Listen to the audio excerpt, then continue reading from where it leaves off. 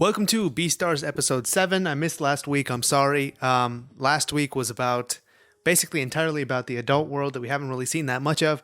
And we got a pretty good look at the carnivore people using black market thing where they go to eat meat. And it's kind of just accepted as like a normal part of society. And there's some like equivalency, some equivocation of like the predation side of carnivore life to like a kind of sexuality. This like panda therapist gives Legosi a magazine and says, if you don't like this, you're weird. If you do like this, it's normal, but be careful. Probably the worst of both worlds that you could hope for when visiting a therapist. That's that for episode 6. Now for episode 7, without further ado, let's get started.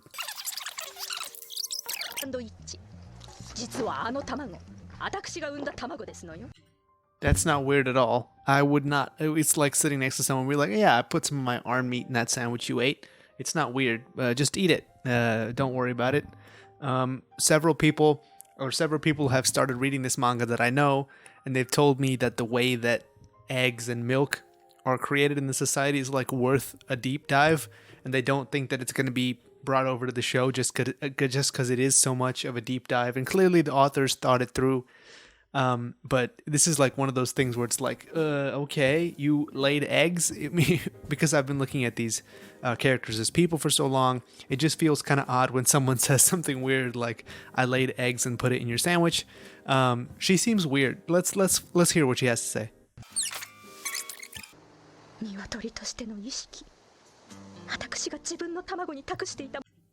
This is so funny. This is the funniest thing the show has ever done so far. This is hilarious. This one girl, her whole like part-time obsession is that she lays eggs. Then her eggs drop in quality so much that Legosi notices, and she's like, "Oh my word! I've lost a customer for my eggs." It's like this is so strange.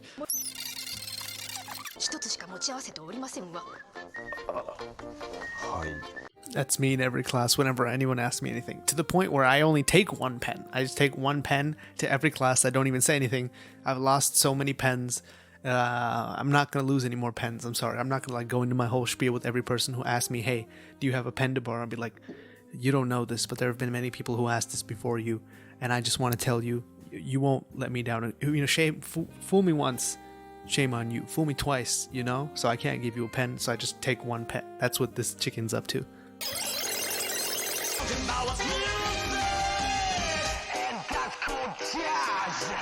Just want to say, I think the band that made this OP released the song that this is like a clip of recently. I think like November 17th or something. So if you want to go support them, it's called Wild Side by Ali, I think the name of the band is. So if you want to go support them, for sure, because if you make awesome music like this, I feel like you deserve support.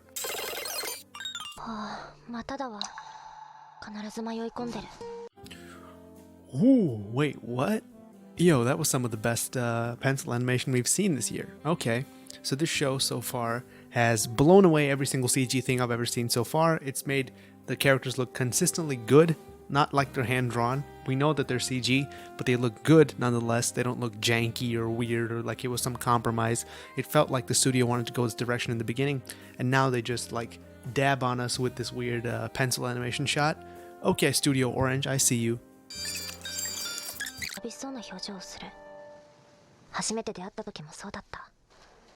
Someone commented before saying that why did I think it was a dark side that Lewis was having a relationship with Haru. It's not, what I meant by dark side was that it's not a side that he wants other people to see at his school, because people who, you know, go out with Haru are seen kind of like as someone who's like below the station of a Beastar who he wants to be. So for him to be doing that, it's kind of like antithetical to his own statements and his own grandeur is what I meant, more than like him just having a relationship. I don't think anyone in the school cares about stuff like that. But I think the idea of, I think anyone, if you asked anyone in the school if they thought Lewis was going on with Haru, they'd be like, no way, Lewis is like next level. He's going to be a Beastar. He's like over the top. He's completely in control of everything. So that's what I meant by dark side, just explaining.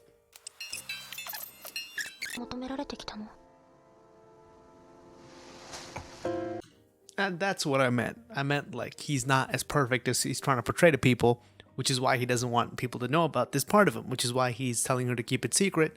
And Haru, like classic Haru, she keeps it secret. That's what I meant. Okay. We're seeing more and more character flaws in Lewis.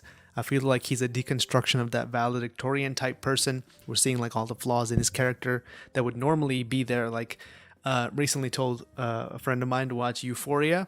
After they watched it, they liked it a lot. I think there's a character in Euphoria who's just like him, who's like the Nate character in Euphoria is basically expected to be just like him, like quarterback, extremely popular, very handsome. There's like a whole spiel that he goes into in the first or second episode where he talks about the regimen that he uses to keep himself under 10% body fat or whatever it is. I kind of feel like Lewis would have a thing he could add to that about how he stays very trim or keeps his antlers large or something. It's just something that he came up with because of the expectations that were levied on him just by the way that, or the place that he was born into, I feel.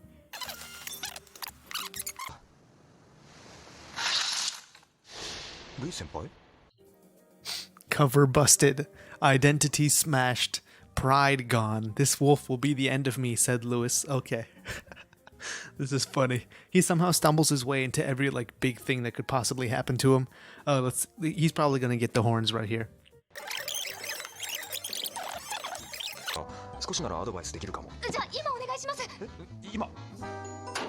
Yo, this girl's laying it on pretty thick to Legosi, isn't she? She's like, okay, bumped into him right away. He saved me from getting bullied by herbivores or whatever. I feel at that point, if you're a predator, you might as well just like give him a little bite or whatever. What are they gonna do? Be like, she tried to bite me. Be like, oh, you got bit by a girl wolf. Be like, get out of here. You're so lame. Now Legosi's like, I'm gonna comment on your choreography. This cannot end well for him. And then the way that this episode or previous episode when that panda kind of equated like predation with like these natural feelings that you have when you grow up or whatever, kind of feels like a just around the corner moment in that sense. So it's pretty interesting now that Legosi's like conflicting between the predation side of things and the love side of things, because normally like as a human you'd think of like lust v love. He's thinking of like predation v love.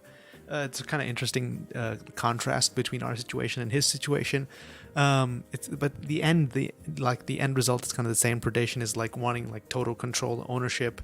Lust is kind of like wanting possession of something. To me, anyway, that's what I think of it as in this context. So it's interesting to see how these things are going to play out, because Juno is not someone that he can control in that way, whereas Haru is someone who he can control in that way. So let's see how his like natural instincts play off that kind of predator-prey relationship that he has going with Haru versus kind of like a more set up as equals relationship that he can have with Juno.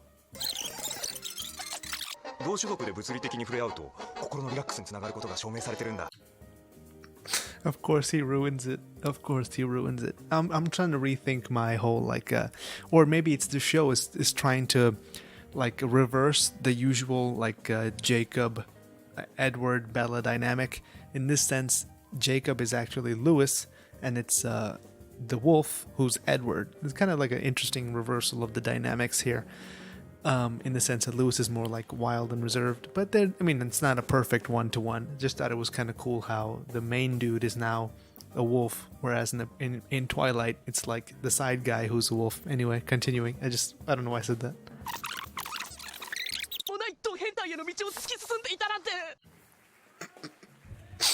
Oh, somehow the author's ability to like translate all these like normal teenage situations into the context of animals is wonderful. Like, it's an ability you have to have, because clearly there's been a lot of thought put into this. Okay, let's just keep watching.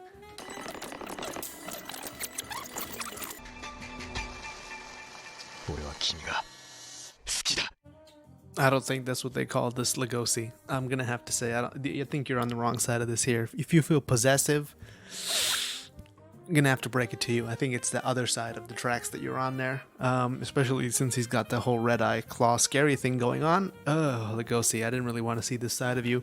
This has been an interesting episode for sure. We saw episode before last that Lewis was into this, and we didn't really know when the reveal was gonna come. And now that the reveal has come, I think it's paid off more than anything that we expected it to happen. And then Legosi to be affected so like drastically by just seeing Lewis with her, it should be more like a defeatist kind of like futility type standpoint you take, to be like, oh, okay, I didn't know that was what was happening. I guess I have to respect their space now. But instead he's like, no, this is the Jacob side of him, I guess. Okay, let's keep going. Okay, that was episode 7 of Beastars, an interesting episode. Kind of just played off the dynamic the dynamic between Lewis and Legosi, kind of setting up like this 1-2 that they've had for a long time, where Legosi just respects Lewis for being at the top of his class and like doing all this stuff and people looking up to him, and secretly that's what Legosi wants, is like that kind of respect without fear. And we know from before that Lewis kind of wants what Legosi has, this like awe-inspiring power that he just naturally has. That's what Lewis kind of aspires towards.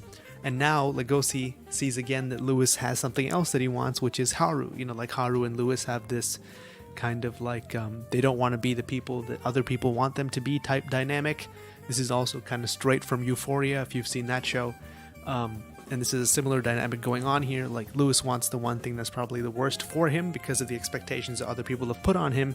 He can only really be himself with Haru, and that's what they've ended up doing, the relationship that they've formed between themselves. But for the sake of public appearances, he can't let other people know about that. And here's Legosi, and he's like, has this like kind of carnal fascination with Haru, and he's like possessive of her, even though there are various other people who, you know, cavort with her in some manner or other, but he doesn't feel bad about that. It's just because of Lewis going out with her that he feels bad, because he's already kind of, you know, envious of Lewis, I would say, to some degree.